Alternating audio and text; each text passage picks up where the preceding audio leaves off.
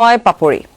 আৰু আজিৰ দিনটোৰ কেইবাটা গুৰুত্বপূৰ্ণ খবৰৰ ভিতৰত অন্যতম খবৰ আছিল যে কফ সিৰাপ কিনিবলৈ হলে এতিয়া আপুনি ল'ব লাগিব ডক্টৰৰ পৰামৰ্শ আৰু প্ৰেছক্ৰিপচন এটা কথাটো হৈছে ডক্টৰৰ পৰামৰ্শ আৰু প্ৰেছক্ৰিপচন আপুনি ল'ব লাগিব আৰু সাধাৰণতে আমি লওঁৱে যেতিয়া আমি আমাৰ শিশুটিক দেখুৱাবলৈ যাওঁ চিকিৎসকৰ ওচৰত প্ৰথমতে আমি দেখুৱাওঁ তাৰ পিছত আমাক সেই মৰ্মে এখন প্ৰেছক্ৰিপচন দিয়ে তেওঁ প্ৰেছক্ৰাইব কৰে তাৰ পিছত আমি ফাৰ্মাসী যাওঁ কিন্তু কেতিয়াবা কি হয় আমি হয়তো ভাবো যে আগৰ প্ৰেছক্ৰিপচনটো আছিল কফ সিৰাপটো গতিকে মই লৈ আহোঁ সেই একেটা নামতে আমি আকৌ হয়তো 2 বছৰ 5 বছৰ পিছত সেই কফ সিৰাপ আনিবগে পাৰো দ্বিতীয়তে কথাটো হৈছে আমি কেতিয়াবা হঠাতে গৈ পেলাই ফাৰ্মাসী এখন চিনাকি ফাৰ্মাসী এখনৰ পৰা আমি কফ সিৰাপ এটা লৈ আহো উইদাউট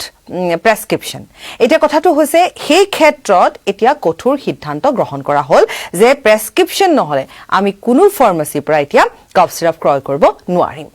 আৰু এই কথাবোৰ আসলতে এতিয়াৰ কথা নহয় কফ সিৰাপৰ এই প্ৰসংগটো উত্থাপন হৈছিল 2025 বৰ্ষৰ অৰ্থাৎ যোৱা বছৰ অক্টোবৰ মাহৰ পৰা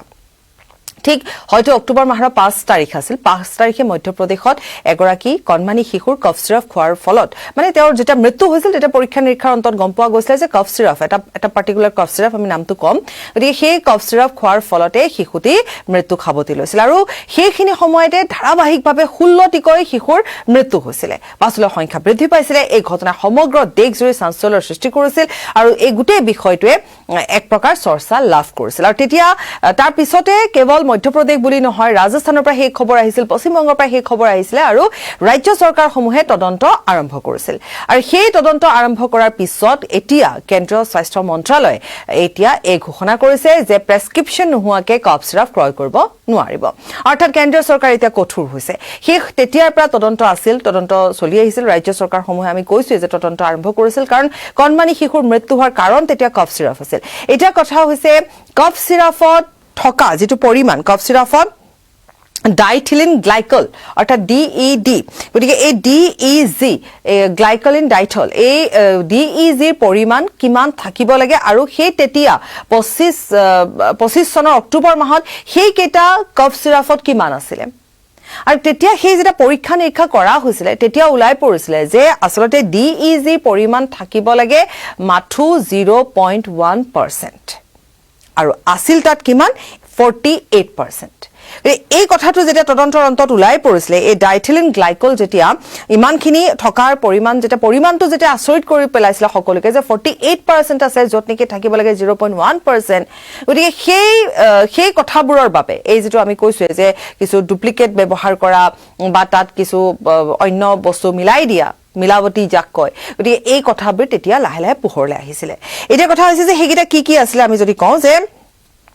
সেই সময়ছোৱাত যেতিয়া এই পৰীক্ষা নিৰীক্ষাৰ অন্তত ওলাই পৰিছিল যে সেই সিৰাপত কিমান DEG আছিল আৰু সেই DEG পৰিমাণটো শুনি সকলোৰে চকু কপালত উঠিছিল আৰু তাৰ পিছতে কেন্দ্ৰ চৰকাৰে কঠোৰ হৈ এতিয়া আজি 16 তাৰিখে এই সিদ্ধান্তটো গ্ৰহণ কৰিছে আৰু লগতে মই এইখিনিতে জনাম যে এই যেটো হাল হলনি ঘটোৱা হৈছে হেয়া ড্ৰাগছ ৰুলছ 1945 ৰ যেটো পঞ্চম সংশোধন আছে সেই ৰুল অনুসৰি 2026 ৰ জৰিয়তে এয়া নতুনকৈ সংশোধন কৰা হৈছে ড্ৰাগছ ৰুল 1945 সংশোধনৰ পিছত 26ত ইয়াত নতুন ৰুল মতে সংশোধন কৰা হৈছে আৰু 9 তাৰিখে ইয়াক সৰকাৰীভাৱে এটো আসলতে গুৰুত্ব প্ৰদান কৰা হৈছে এটা এই নটিফিকেশনৰ কথা আমি কৈছো যে এই যেটো নটিফিকেশন যেটো ড্ৰাগছ ৰুল 1945 ৰ কথা কোৱা হৈছে যাক এতিয়া হলনি কৰা হৈছে গতিকে সেই হলনি বা সেই সংশোধনৰ কিছুমান দৰবৰ কথা কোৱা হৈছে য'ত Schedule K কিছুমান ঔষধ আছে আৰু সেই ঔষধবোৰৰ ক্ষেত্ৰত দেখিবলৈ পোৱা যায় যে কিছুমান তাত আসলে এৰি দিয়া যায় কিছুমান কথা এৰি দিয়া যায় তেনেকুৱা যেটো তাত সেই শিডিউল কেট আসলে কি বিনা ডক্টৰ নোহোৱাকৈ আমি প্ৰেছক্ৰিপচন অবিহনে আমি আনিব পাৰো গতিকে সেইবোৰ আসলে সিৰাপ আনিব পাৰো সিৰাপ জাতীয় বস্তু আনিব পাৰো গতিকে সেইবোৰ এতিয়া হাল হলনি ঘটোৱা হল গতিকে হেতু আসলে গুৰুত্বপূৰ্ণ কথা এতিয়া আপুনি প্ৰেছক্ৰিপচন লবই লাগিব প্ৰেছক্ৰিপচন অবিহনে আপুনি নোৱাৰিব ঔষধ ক্ৰয় কৰিব নোৱাৰিব মই কোনকিটা দৰব আছে সেইকিটা যদি এবাৰ চাই দিও তেতিয়া হলে জানিব পৰা অনুসৰি সেই কোল্ড্ৰিফ নামৰ যেটো কফ সিৰাপ আছিল সেই কোল্ড্ৰিফ কফ সিৰাপতে প্ৰথম পোৱা গৈছিল 48% DEG অথচ থাকিব লাগে 0.1%। আৰু এই কোল্ড ড্ৰিফ খাই সেই 16 জনকৈ শিশুৰ মৃত্যু হৈছিলে। আৰু এই একেধৰণে একেটা পেটাৰ্ণতে একেটাই ঘটনা সংঘটিত হৈছিলে দেশৰ কেইবাখনো ৰাজ্যত। আৰু তেতিয়া তদন্ত ঘোষণা কৰা হৈছিলে আৰু সেই মৰ্মে পৰীক্ষা নিৰীক্ষা কৰা হৈছিলে, সেই মৰ্মে অনুসন্ধান কৰা হৈছিলে, তদন্ত কৰা হৈছিলে। আৰু অৱশেষত এই 16 জুন তাৰিখে এই ড্ৰাগছ ৰুল 1945 সংশোধনী ঘটাই এই ব্যৱস্থা গ্ৰহণ কৰা হ'ল যে এতিয়া কফ চিৰাপ কিনিবলৈ হলে আপুনি প্ৰেছক্ৰিপশ্যন লৈহে আপুনি কফ চিৰাপ কিনিব পাৰিব। কেইবাটাও কফ চিৰাপৰ কথা ইয়াত কোৱা হৈছে। তাৰ ভিতৰত এইখিনিতে লগাই এটা কথা কৈ দিওঁ, আমি কোল্ড ড্ৰিফ ক'ত আচলতে নিৰ্মাণ কৰা হৈছে। কোল্ড ড্ৰিফ নিৰ্মাণ কৰা হয় যিটো ফেক্টৰী তাত আছে সেইটো হৈছে তামিলনাডুত শ্ৰীচন ফাৰ্মাচিউটিকেল। তাত এই নিৰ্মাণকাৰী কোম্পানীটো তাত আছে, তামিলনাডুত আছে। গতিকে এই যিটো মাত্ৰাৰ কথা আমি এতিয়া ক'লোৱে 48%, 48.6% থাকিব লাগে 1। আৰু যিকেইটা দৰৱ, যিকেইটা ঔষধ, যিটো প্ৰেছক্ৰিপশ্যন আপুনি সেই সময়ছোৱাত আচলতে দিয়া হৈছিলে, সেই যিটো কফ চিৰাপ আছিলে সেইটো আছিলে কোল্ড ড্ৰিফ। কোল্ড ড্ৰিফে সেইখিনি সময়ত যথেষ্ট চৰ্চা লাভ কৰিছিল কোল্ড ড্ৰিফ দিয়াৰ ক্ষেত্ৰত। গতিকে তাৰ পিছতে আমি কৈছোৱে যে সকলো ধৰণেৰে ব্যৱস্থা গ্ৰহণ কৰা হ'ল। আৰু কি আছিলে কফ চিৰাপ মই আৰু এটা কৈ দিছো। কোল্ড ড্ৰিফ আছিলে ৰিলাইভ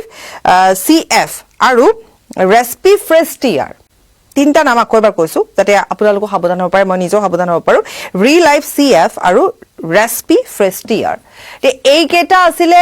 সেই সময়ছোৱাৰ 2025 অক্টোবৰত ঘটা ঘটনাৰ কফ চিৰাপ কেইটা, যিকেইটাৰ নাম আহিছিল, য'ত 48 বিশেষকৈ কোল্ড ড্ৰিফত 48% পোৱা গৈছিলে DAC, য'ত থাকিব লাগে আকৌ কৈছো 0.1। গতিকে শিশুৰ শৰীৰৰ সৈতে হেতালি খেলা হ'ল, শিশুসকলৰ জীৱনৰ সৈতে হেতালি খেলা হ'ল। সেইখিনি সময়ত ইমান কেইজন শিশুৰ নিৰপৰাধী নিষ্পাপ শিশুৰ ফুলকুমলীয়া শিশুৰ মৃত্যু হ'ল এই কফ চিৰাপৰ বাবে। তাৰ পিছত কঠোৰ হ'ল ৰাজ্য চৰকাৰে অনুসন্ধান আৰম্ভ কৰিলে, অনুসন্ধানত এইবোৰ ওলাল। তাৰ পিছত কেন্দ্ৰীয় চৰকাৰৰ এইটো শেহতীয়াকৈ সিদ্ধান্ত, কঠোৰ সিদ্ধান্ত, আৰু কেন্দ্ৰীয় স্বাস্থ্য মন্ত্ৰালয়ে শেষত এই সিদ্ধান্ত গ্ৰহণ কৰি ড্ৰাগছ ৰুল 1945 সংশোধনী ঘটাই এতিয়া প্ৰেছক্ৰিপশ্যন অবিহনে আপুনি কফ চিৰাপ ক্ৰয় কৰিব নোৱাৰিব। কিন্তু আনুষংগিকভাৱে আৰু এটা কথা এইখিনিতে এড কৰিব পাৰি যে কফ চিৰাপ যিহেতু বহু ক্ষেত্ৰত দেখিবলৈ পোৱা যায় যে কিছুমান ল'ৰা ছোৱালীয়ে তেওঁলোকে কফ চিৰাপক অন্য ধৰণে ব্যৱহাৰ কৰে, কাৰণ DAC পৰিমাণ যেতিয়া বেছি থাকে সেই নিচাটো বেছি থাকে। গতিকে নিচাজাতীয় সামগ্ৰীৰ ৰূপেও কফ চিৰাপ ব্যৱহাৰ কৰা যুৱক যুৱতী বা কিশোৰীকো আনকি দেখিবলৈ পোৱা গৈছে। আৰু ইয়াৰ কাৰণেই হৈছে কাৰণ প্ৰেছক্ৰিপশ্যন নোহোৱাকৈ তেওঁলোকে কফ চিৰাপ কিনিব পাৰে। গতিকে এতিয়াৰ পৰা প্ৰেছক্ৰিপশ্যন অবিহনে কফ চিৰাপ ক্ৰয় কৰিব আপুনি নোৱাৰিব। এটা গুৰুত্বপূৰ্ণ খবৰ আমি দিলো। পৰৱৰ্তী সময়ত আৰু অন্যান্য খবৰ লৈ আহিম। এতিয়া বিদায় লৈছো, ধন্যবাদ।